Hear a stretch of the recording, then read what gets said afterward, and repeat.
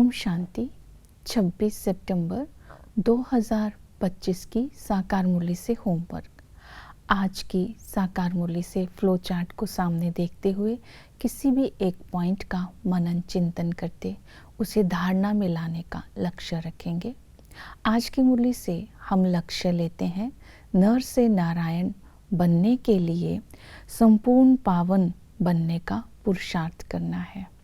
आज हम स्वमान लेते हैं, मैं तपस्वी मूर्त आत्मा हूँ, अंतर्मुखी होकर एक बाप की लगन में मगन होकर देह अभिमान से न्यारे होकर निर्माणता के गुण को धारण कर मैं संपर्क में आने वाली आत्मा को सम्मान दे रही हूँ और बाप की याद से सर्व खजानों से संपन्न होकर चैतन्य लाइट हाउस बनकर सुख और शांति की किरणें पूरे विश्व में फैला रही हूँ।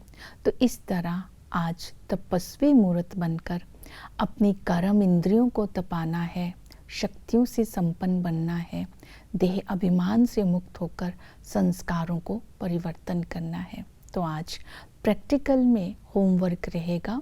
रूहानियत की शक्ति अगर मेरे अंदर होगी तो रूहानी आत्मा बनने से क्या फ़ायदा होता है, इसका चिंतन करेंगे। फॉर एग्जाम्पल, जैसे ही रूहानियत की शक्ति आत्मा में आती है, रूहानियत है कि आत्मा के निजी गुण संस्कार बन जाना। जब आत्मा रूहानियत की शक्ति में आ जाती है तो उसके संकल्पों से दूसरों की सेवा हो जाती है, अर्थात मनसा शक्ति के द्वारा दूसरों की सेवा करती है। रूहानी बोल के द्वारा दूसरों को वरदान देती है। रूहानियत वाली आत्मा जो भी कर्म करती है वो कर्म योगी कहलाती है। रूहानी बनने से हमारे संबंध संपर्क में आने वाली आत्मा को हम संतुष्ट कर सकते हैं और रूहानियत की स्थिति में स्थित होकर सेवा करते हैं, उस सेवा में सदा ही सफलता होती है। तो रूहानी की दृष्टि और वृत्ति दूसरों को आकर्षित करती है।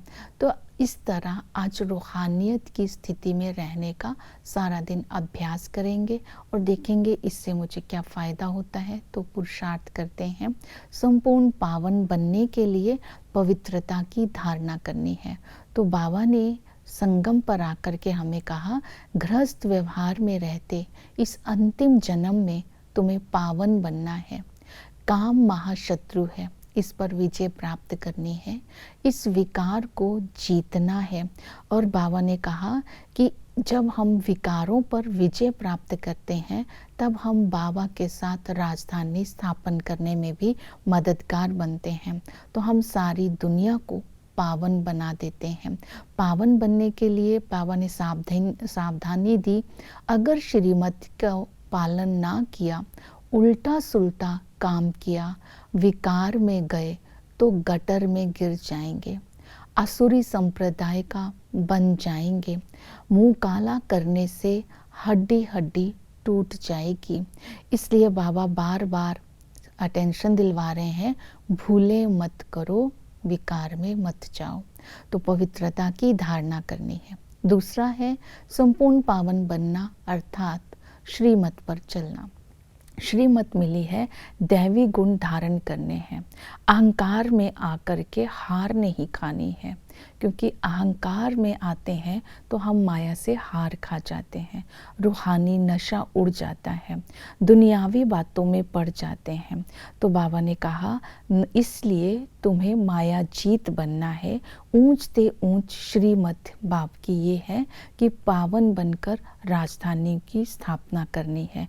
और श्रीमत इस संगम पर एक की ही मिलती है, एक की मत पर चलना है, संगठन में मिल कर के चलना है और अपनी स्थिति या अपने कर्म ऐसे करने हैं कि दूसरों के लिए प्रेरणादायी बन जाए।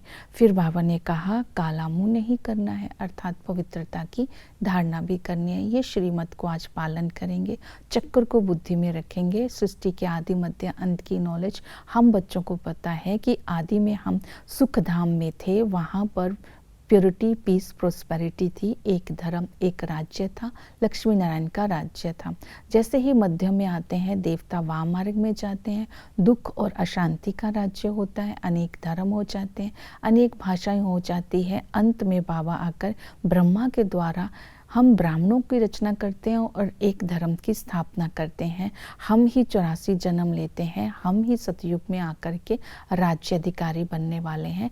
ये स्मृतियों को इमर्ज कराते हैं। याद के लिए बाबा ने कहा, जितना याद करेंगे उतना स्व का कल्याण करेंगे और उतना ही देह अभिमान से मुक्त होकर दूसरों का भी कल्याण कर सकते हैं। याद की विधि है संबंध। बाबा ही संगम पर आकर बाप, टीचर, सतगुरु बनते हैं। ये तीनों ही एक है। पिता के संबंध से विश्व की बादशाही का वर्षा मिलता है, लेकिन नर से नारायण बनने का ये वर्षा लेने के लिए बाप को याद करना है। टीचर आकर के इस गीता पाठशाला में हमें पढ़ाते हैं। इस पाठशाला में एम ऑब्जेक्ट है नर से नारायण बनना। तो हमें सदा खुशी में रहना है कि हम विश्व का मालिक बनने की पढ़ाई पढ़ते हैं। पढ़ाई अच्छी रीति पढ़नी है। इस पढ़ाई से ही सच्ची कमाई है। इसी को ही राजयोग कहा जाता है। फिर सतगुरु आकर कहते हैं कि मैं कालों का काल हूँ, तुमने मुझे बुलाया है, मैं तुम्हें दुखों से छुड़ाकर पावन बना कर के ले जाते हैं। मैं पतित पावन हूँ, सर्व का सद्गति दाता हूँ। तो इस तरह बाबा आकर के हमें दोजक से पार ले जाते हैं। तो इस तरह सतगुरु के संबंध से बाबा की प्राप्तियों को याद करना है। सेवा के लिए बाबा ने कहा है कि तुम्हें रहम दिल बन करके सेवा करनी है, दूसरों को आप समान बनाना है, एक सत्य बाप का परिचय देना है।